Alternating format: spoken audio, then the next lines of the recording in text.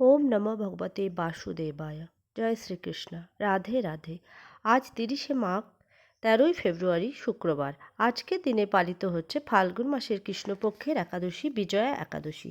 একাদশী ব্রত পালনের নিয়ম হচ্ছে পঞ্চশস্য বা রবি শস্য ত্যাগ করে ফল, দুধ, ছানা, পনির, আলু, পেঁপে, কাঁচকলার তরকারি, সাবুর পায়েস, কাজু বাদাম ফ্রাই, শাক আলুর পায়েস প্রভৃতি খাওয়া যাবে।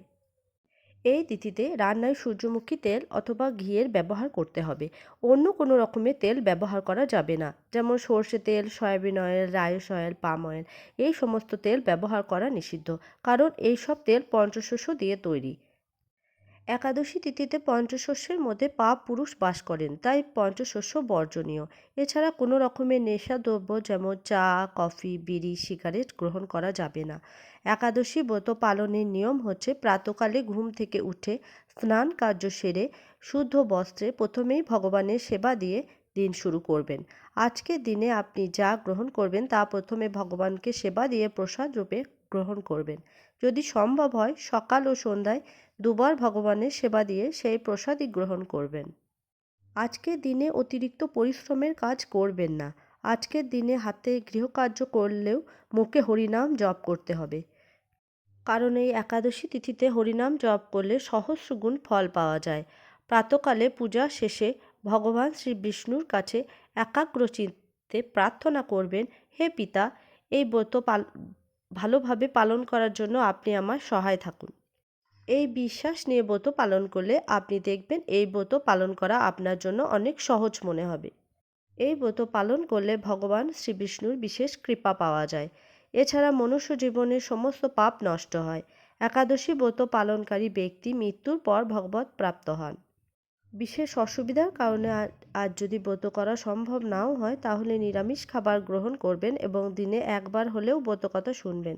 আর ঈশ্বরের কাছে প্রার্থনা করবেন, হে প্রভু, আমি যেন খুব শীঘ্রই এই ব্রত পালন করতে পারি। আমার উপর কৃপা করুন।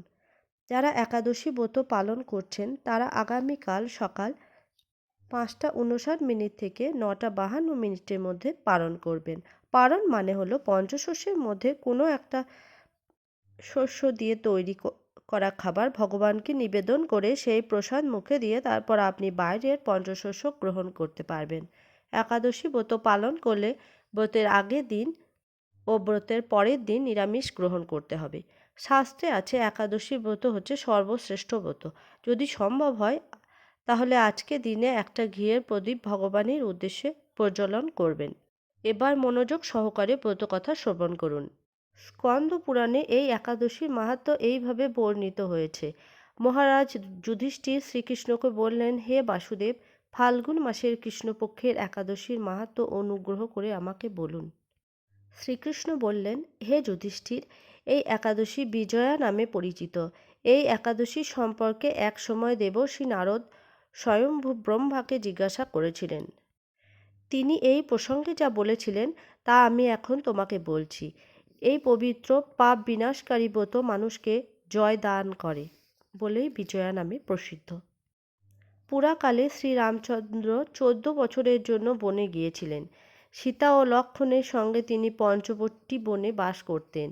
সেই সময় লঙ্কাপতি রাবণ দেবী সীতাকে হরণ করে সীতার অনুসন্ধানে রামচন্দ্র চতুর্দিকে ভ্রমণ করতে থাকে। তখন মৃতপ্রায় জটায়ুর সাথে তার সাক্ষাৎ হয়।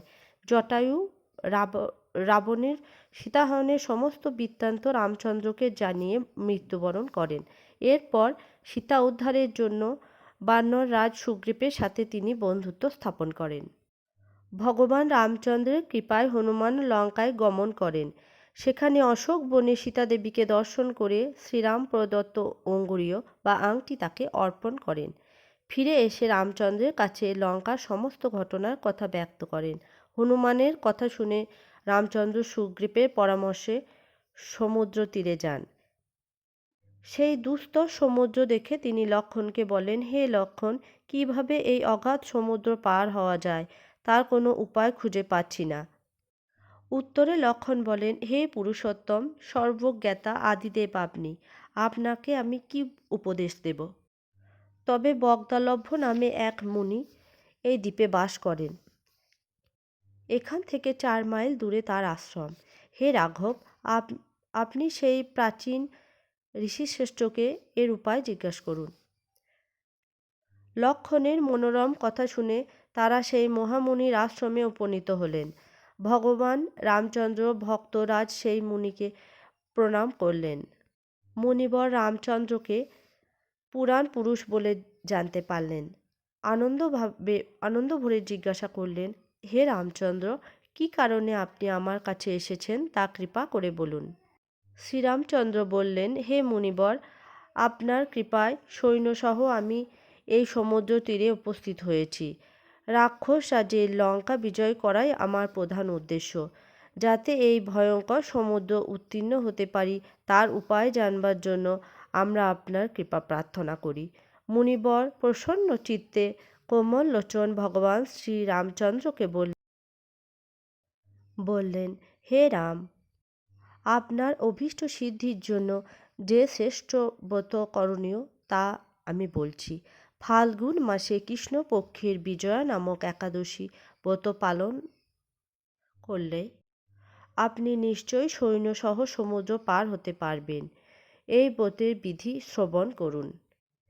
বিজয় লাভের জন্য দশমীর দিন সোনা, রূপা, তামা অথবা মাটির কলস সংগ্রহ করে তাতে জল ও আম পাতা দিয়ে সুগন্ধি চন্দনে সাজিয়ে তার উপর সোনার নারায়ণ মূর্তি স্থাপন করবেন।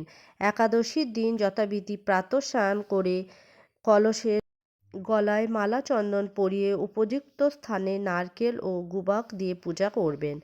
এরপর গন্ধ, পুষ্প, তুলসী, ধূপ, দীপ, নৈবেদ্য ইত্যাদি দিয়ে পরম ভক্তি সহকারে নারায়ণের পূজা করে হরিকথা কীর্তনে সমস্ত দিন যাপন করবেন। রাত্রি জাগরণ করে অখণ্ড ঘি প্রদীপ জ্বালিয়ে রাখবেন।